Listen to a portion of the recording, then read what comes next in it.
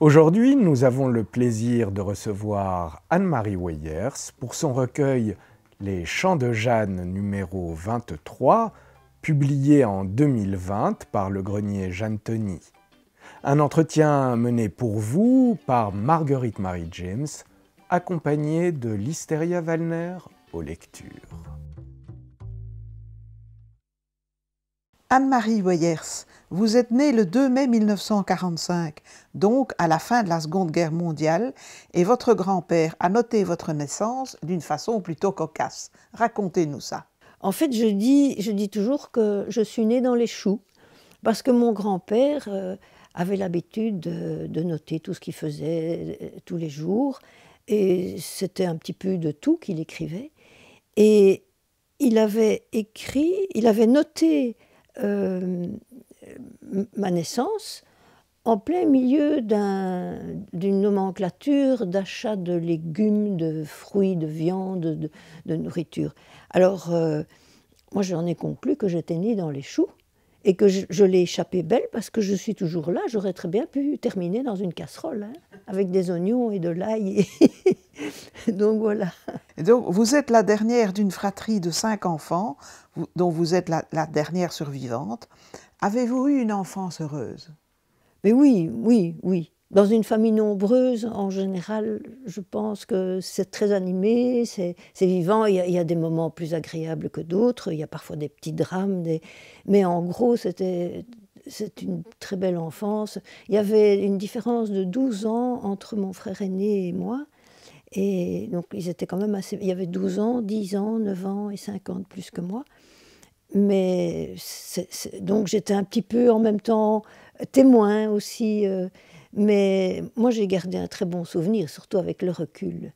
Oui, et alors, depuis que je suis toute petite, j'ai toujours dessiné, et peint, écrit des petits poèmes et raconté des petites histoires que j'inventais. Je montais sur une tablette de fenêtre qui était assez large et il y avait des tentures qui pouvaient faire semblant d'être le rideau d'une scène. Et alors je racontais après les repas, etc.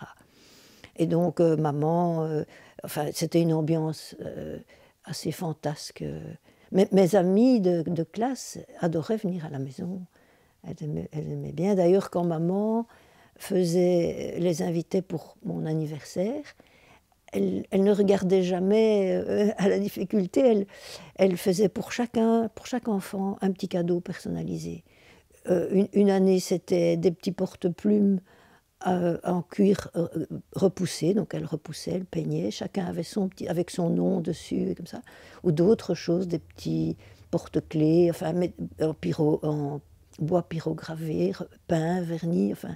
Oui, en fait, votre mère était une artiste. Elle était une artiste, et son père aussi. Et je l'ai vue toujours travailler dur, même la nuit, parce qu'elle n'avait pas beaucoup d'aide, on était quand même 7 personnes à la maison. Et elle dessinait, elle avait des commandes, elle faisait des sculptures, des albums à colorier, des décorations de vitrines.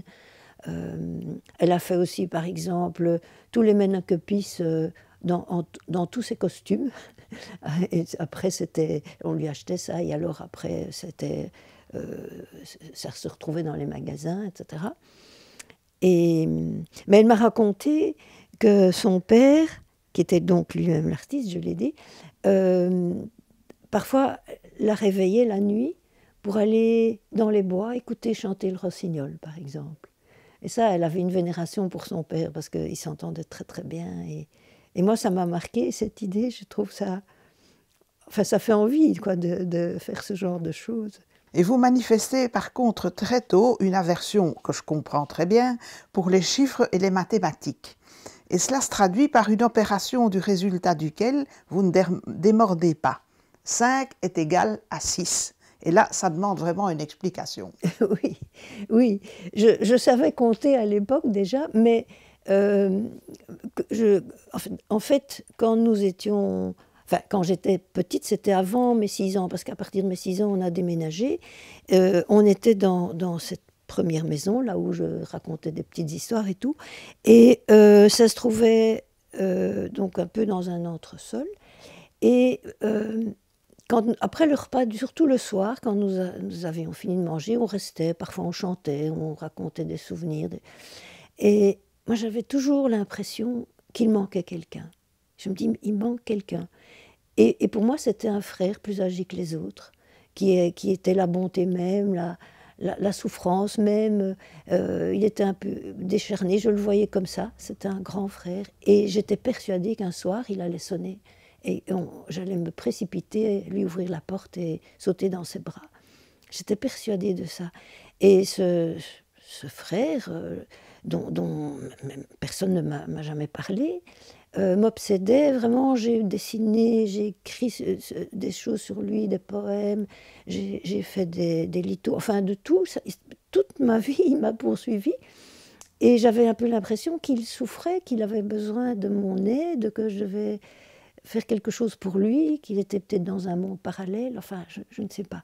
Et alors, bizarrement, parce que c'est très tard, seulement il y a une dizaine ou une douzaine d'années, que mon frère Marc, qui est décédé maintenant, m'a dit, tout d'un coup, sans que j'aie posé aucune question, tu sais, 1 an avant ta naissance, maman a eu une fausse couche. Et si ça avait été une fille, on l'aurait appelée Anne-Marie. Or, moi, je porte ce nom-là, donc c'est quelque chose à ne jamais faire. Et donc, je ne sais pas ce qui s'est passé. Est-ce que j'ai senti ça quand elle m'attendait, qu'elle avait encore une tristesse ou une mémoire du corps? Enfin, je ne sais pas. Est-ce que c'est pour ça que j'avais pressenti ça? Mais quand j'ai su ça, ça a un petit peu changé. Mon frère du lointain reste toujours quelqu'un d'important pour moi, mais je sens une complicité comme ça. Mais c'est apaisé, ce n'est plus obsédant comme ça. Enfin. L'enfant du ciel vole parmi les étoiles. Il chante et pleut des couleurs brûlantes. Il bat des ailes et boit aux mamelles du ciel. De ci, de là. Elle palpite, elle rutile, il butine, et les étoiles l'enivrent de leur lait. Au loin, plane un être souriant, il joue de la flûte modestement. Les étoiles l'accompagnent au triangle. C'est le marin qui passe. L'ombre d'un vaisseau lune suit sa trace. La nuit se couche sur le flanc et la nuit s'abandonne. Elle ouvre ses voiles aux nuages, pèlerin d'une lointaine mer sans rivage. Donc, après vos humanités gréco-latines, vous poursuivez des études artistiques en Belgique et ailleurs. Là, vous pouvez un peu nous raconter ce que vous avez étudié, ce que vous avez fait. Donc, j'ai fait les gréco-latines, que je suis très contente d'avoir fait, parce que c'est très... toute la vie, on en a du profit. Et puis après, j'ai fait des études de cinéma et théâtre pendant 2 ans à l'IAD. Et puis, j'ai fait des études de sérigraphie à l'école de 75, c'est des études d'art plastique. On faisait un peu d'autres choses aussi, du dessin, etc. Mais c'est une technique qui était assez nouvellement enseignée à l'époque. Mais ça ne menait pas tellement loin. Donc, après ces études-là, j'ai un peu cherché du travail. Je ne trouvais pas dans ce domaine-là. Donc, j'ai travaillé un peu en publicité. J'ai fait des petits boulots à gauche, à droite. Et puis, entre-temps, donc j'écrivais toujours, c'était toujours parallèlement, tout ça se faisait. Mais un jour, j'ai appris qu'il y avait moyen d'avoir des bourses d'études dans le cadre d'échanges culturels avec des pays étrangers. Et alors j'ai postulé enfin il fallait faire un dossier et tout ça pour avoir une bourse à Prague, puisque c'est le pays de ma grand-mère et que je me sens très très très proche d'elle, même si je l'ai à peine, j'ai juste un flash d'elle dans un couloir, quoi. C'est tout ce que j'ai d'elle, mais je suis très très intriguée, attirée par ça. Et donc j'ai obtenu cette bourse et j'ai été à Prague 3 années en suivant. Donc la première année, je faisais à la Damu, c'est une école de cinéma et théâtre aussi. J'ai fait les marionnettes là. Et puis j'ai fait 2 ans de gravure et lithographie à l'Académie des Beaux-Arts de Prague. Puis après Prague, je suis partie 1 année à Florence, aussi à l'Académie des Beaux-Arts pour faire de la peinture. Et je dois dire que quand je suis partie à Prague, j'étais un peu dans une impasse. Il n'y a plus rien qui allait. J'étais très mal dans ma peau, je ne dormais plus, j'étais épuisée. Je pense que je me serais éteinte comme une bougie. Et le fait d'être partie à Prague, c'est vraiment une nouvelle naissance. Ça m'a redonné un tout autre tournant à ma vie. Et j'ai commencé à faire des expositions 1 ou 2 ans après être partie. Donc je suis partie en 75. Et j'ai commencé à exposer en 77. Et puis donc après ça, je suis rentrée et parallèlement, je suivais de la poésie, j'allais au Grenier de Gentoni, à la EB, à l'association des artistes et poètes de Wallonie, oui c'est ça. Et j'ai toujours fait ça. Et j'ai entre-temps, j'ai encore fait 2 fois 2 mois à Prague de peinture. Et puis j'ai rencontré mon mari, et donc j'avais encore une bourse, mais je ne suis plus partie. Et alors là, j'ai commencé des études de peinture monumentale à l'Académie des Beaux-Arts de Bruxelles, et d'autres cours parallèles, tout en continuant la gravure et tout ça. Et donc là, en avril de la 2e année, j'ai accouché de ma fille, que nous désirions, bien sûr, on avait fait ce qu'il fallait pour. Et donc, comme je pouvais m'en occuper, j'ai arrêté. Il n'y avait plus grand-chose de l'année au mois d'avril, il n'y avait presque plus de cours, c'était bientôt les examens. Et donc, je me suis dit, puisque je peux m'en occuper, je préfère m'occuper d'elle à 100% plutôt que de la mettre à la crèche. Mais ce qui est bien tombé, c'est que justement à ce moment-là, on m'a proposé d'occuper un atelier au Rouge Cloître. Et j'ai fait ça pendant 13 ans. Parce qu'après, j'en avais un petit peu assez, parce que j'exposais à l'étranger, je devais aller à Paris ou ailleurs, et aussi pour la poésie d'ailleurs, où j'allais à la Société des poètes français. Et donc, après 13 ans, j'ai arrêté, parce qu'on devait ouvrir au public tous les week-ends après-midi. Ce qui était très chouette, parce qu'en même temps, c'était une occasion de contact. Il y a des gens à qui je voyais que ça faisait plaisir de parler, d'échanger des choses, et réciproquement. Et donc, c'était une belle expérience. Et moi, ça m'a gardée dans l'art, dans la création artistique, alors que j'avais ma fille et que je m'occupais de ma fille. Donc, ça tombait très, très bien, quoi. Et alors, j'ai parallèlement suivi un cours à l'ULB d'histoire de l'art non européen. Et puis aussi, dans le domaine de l'écriture, j'ai fait des ateliers d'écriture. À partir de l'an 2000, je me suis formée à l'art du conte avec Martine Tollet à Bruxelles, avec Henri Gougaud à Paris et avec Micheline Denoc, pendant des années. Puis j'ai fait quelques petits spectacles, etc. Voilà. Bondir, enfiler l'uniforme, s'enfoncer le képi sur le crâne, sauter dans le train en marche, courir à contresens, à contrevent, dans le boyau du train hurlant, rattraper au vol le vent, le temps, le paysage et cueillir au passage l'amour oublié sur le quai du mirage.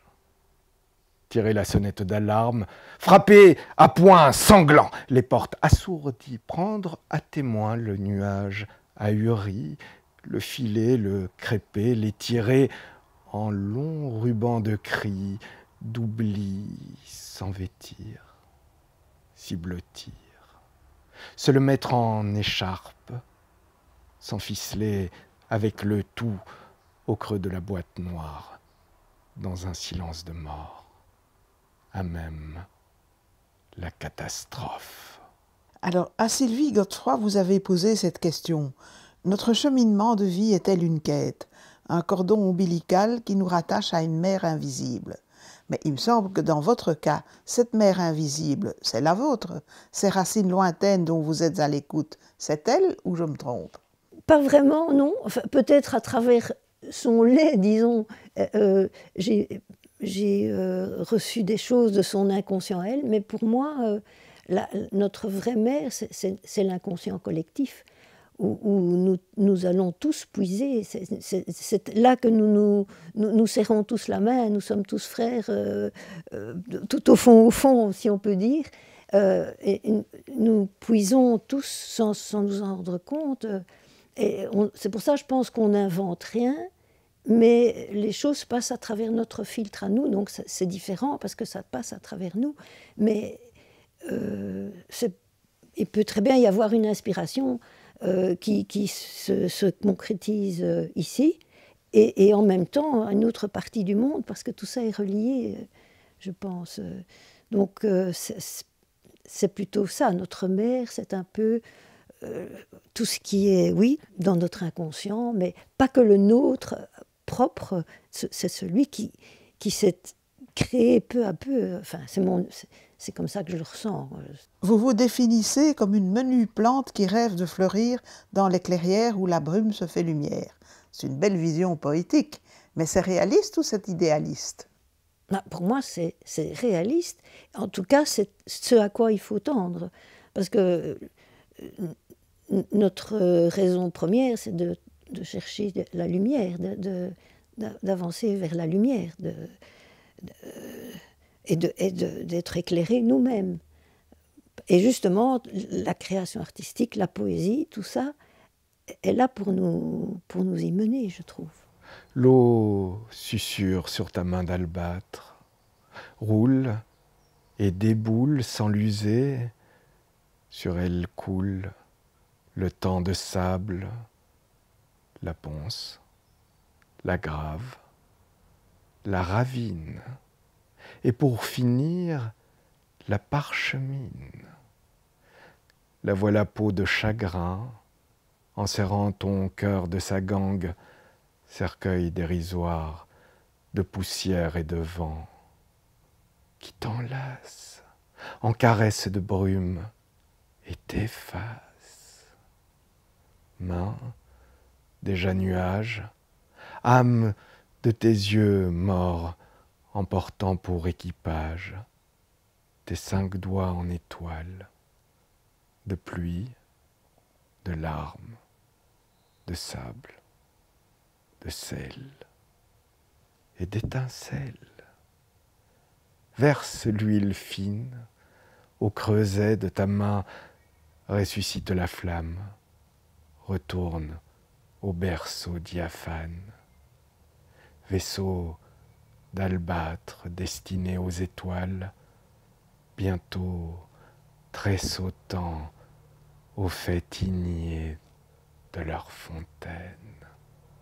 Vous avez dit aussi que créer, ce n'est pas amasser, mais être présent au présent. Mais oui, parce que, enfin c'est mon opinion, parce que si on amasse, on fait blocage, on garde. C'est le drame, je crois, qui s'est passé quand on a arrêté d'être des chasseurs-cueilleurs et qu'on a commencé à se sédentariser. On a commencé à avoir des choses à perdre, etc., et accumuler. Et alors, ça crée un blocage au lieu de laisser couler le flux de la vie et de tout ce qu'elle nous donne gratuitement, quoi. Et donc, c'est un peu ça. Vous pratiquez donc de nombreuses formes d'art. Quel est le lien particulier entre la poésie et les autres formes d'art que vous pratiquez, comme le dessin, etc.? Ben, pour moi, ça forme un tout. Ça forme un tout. Les moyens peuvent varier, mais c'est la même démarche. Ça forme un tout pour moi. Donc la poésie, tout ça parce que c'est la vie finalement. C'est lié à la vie. Oui, pour moi, c'est un tout. Lundi, dis-lui bonjour. Mardi, il te suivra. Parlera mercredi avec toi. Jeudi, il te dira « Je vous ai déjà vu quelque part ». Vendredi, il passera sans te voir.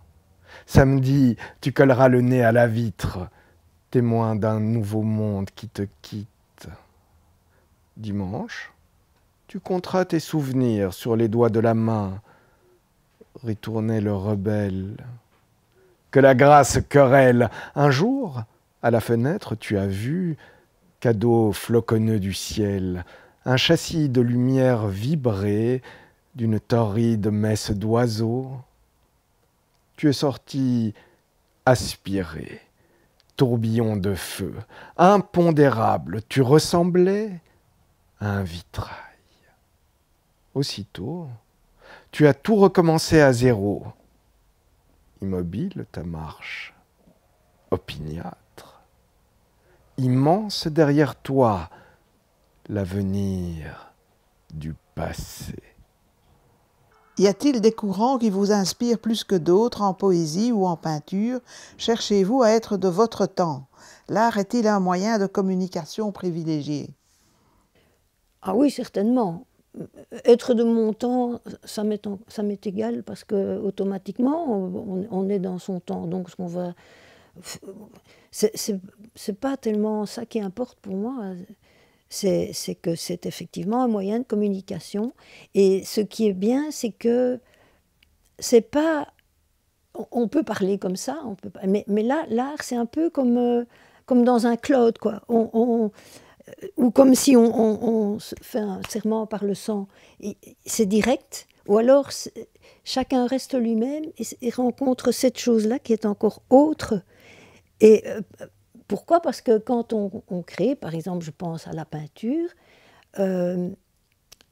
ça passe à travers nous. Il faut être à l'écoute. Et on est étonné soi-même de ce qui sort. D'ailleurs, quand, par exemple, je mets une couleur sur une peinture, enfin sur une toile ou n'importe quoi, ça va, je mets la couleur, je la choisis. Puis j'en mets une deuxième, il faut déjà qu'elle s'entende.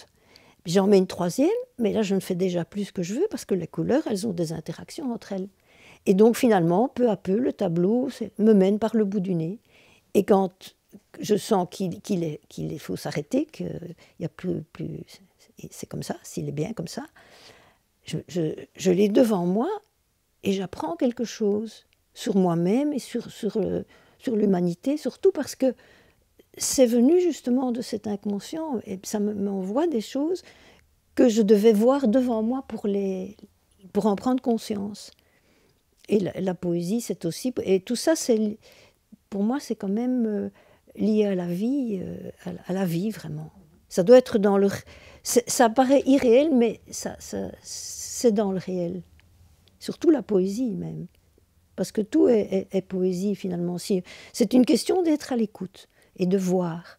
Parce qu'on vit tout le temps des choses poétiques. Dans l'interview accordée à Noël Lance, vous dites que l'art ne vous permet pas de surmonter le chaos de la vie, mais de l'ordonner. Vous ne me semblez pas une personne qui brûle la chandelle de la vie par les deux bouts. Alors, comment définissez-vous le chaos de la vie?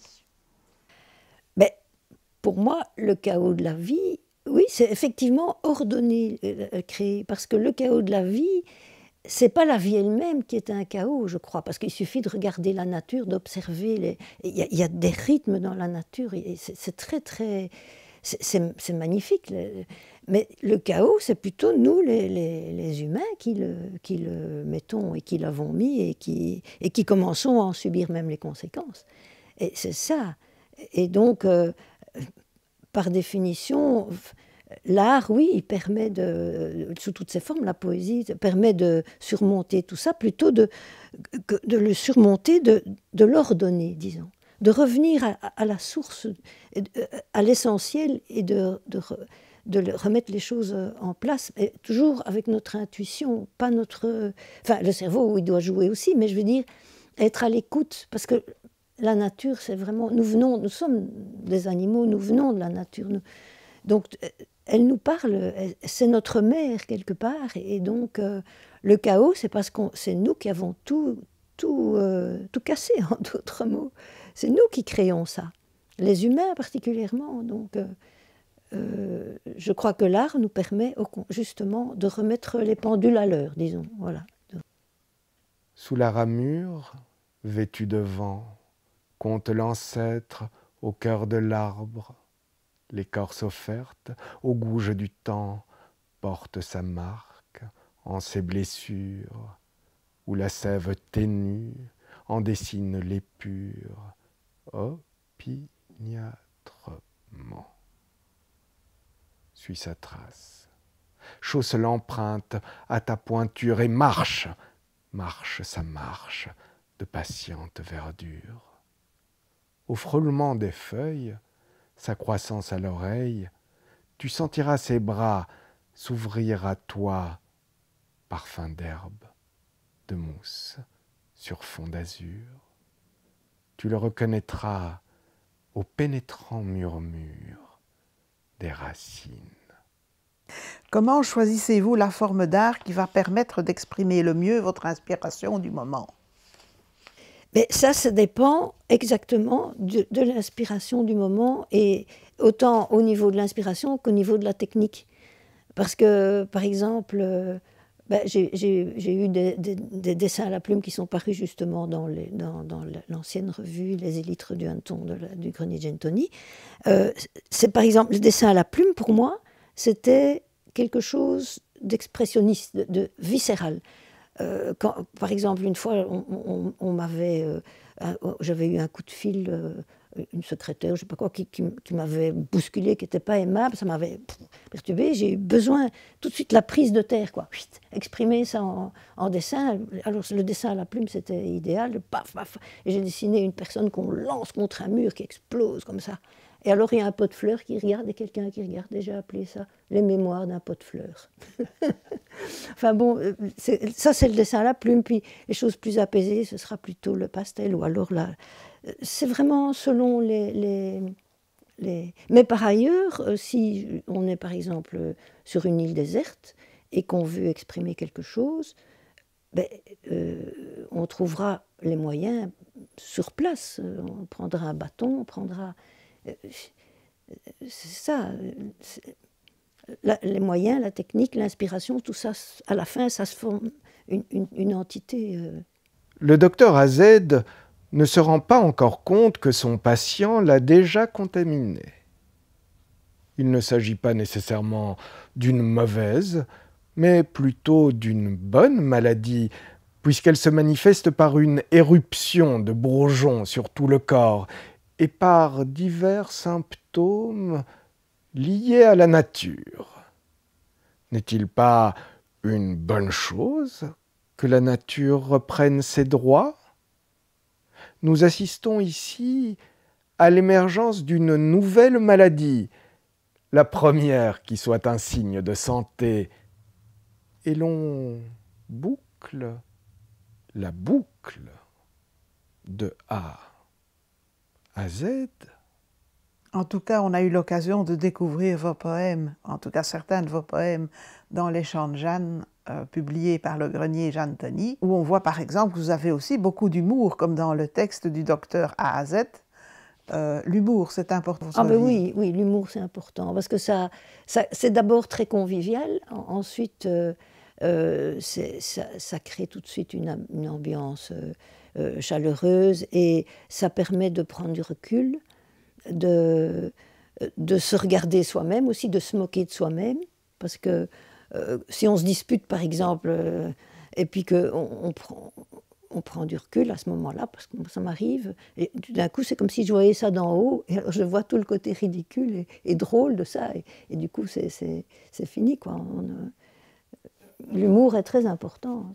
Dans la fosse cachée par un tressage obscur d'humidité et de murmures, l'escalier décline ses gammes de mousse, entouré d'une cour d'êtres furtifs, rampants et volants, complices de l'ombre.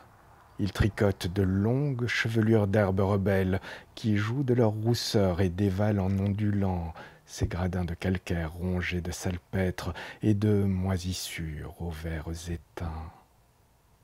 Ils briment les couleurs, étouffant le cri des rouges, assourdissant les jaunes, blessant la ferveur des bleus.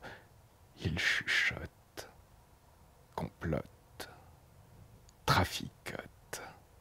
Dans le clair obscur de ces cascades feuillues où de jeunes pousses promises au printemps le défi de leurs teintes altières, audacieuse insolence, contre laquelle, à contre-jour, ils pèsent et manigancent de sombres complots de vengeance. Ces chutes vous attirent en leur vertige. Les soies de l'ombre, la moire de leurs coulées, leurs averses perlées, vous creusent un sentier d'approche où prendre envol.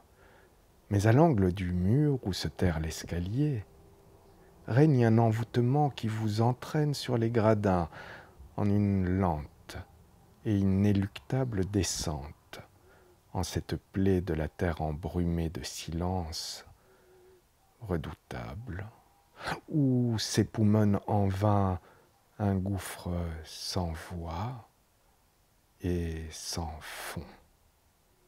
Dans un poème comme Au pied du mur, là, par exemple, il y a une description volontairement onirique, mais même cauchemardesque. Moi, je trouve que cet escalier dont vous parlez dans Au pied du mur aurait pu servir de décor dans le court-métrage de Louise Bunel et Dali, Un chien andalou. Je ne sais pas si vous avez vu le film. Donc les escaliers, ça m'a toujours fascinée. Parce que c'est très symbolique, l'escalier. Je ne vais pas me lancer dans les symboles des escaliers, mais j'ai toujours été très, très attachée à ça. Et autant ceux qui montent que ceux qui descendent. Mais j'aime bien ceux qui sont aussi... J'aime beaucoup les escaliers en bois dans des intérieurs où on ressent la forêt, avec l'odeur de cire aussi, on ressent la forêt. Mais là, des escaliers de pierre qui descendent comme ça pour amener à une porte dans des sous-sols ou quoi, ça me fascine parce qu'il y a souvent alors un peu d'humidité, des mousses. Je me souviens quand j'étais une fois à Orval pour quelques jours, il y avait un escalier. Je suis restée des heures à regarder cet escalier avec toutes ces petites choses. Enfin bon, ça me passionne. Eh bien, chère Anne-Marie, je vous remercie de nous avoir accordé cet entretien. Je vous souhaite beaucoup de bonheur, beaucoup de succès Et surtout, n'oubliez pas, ceci n'est pas un masque.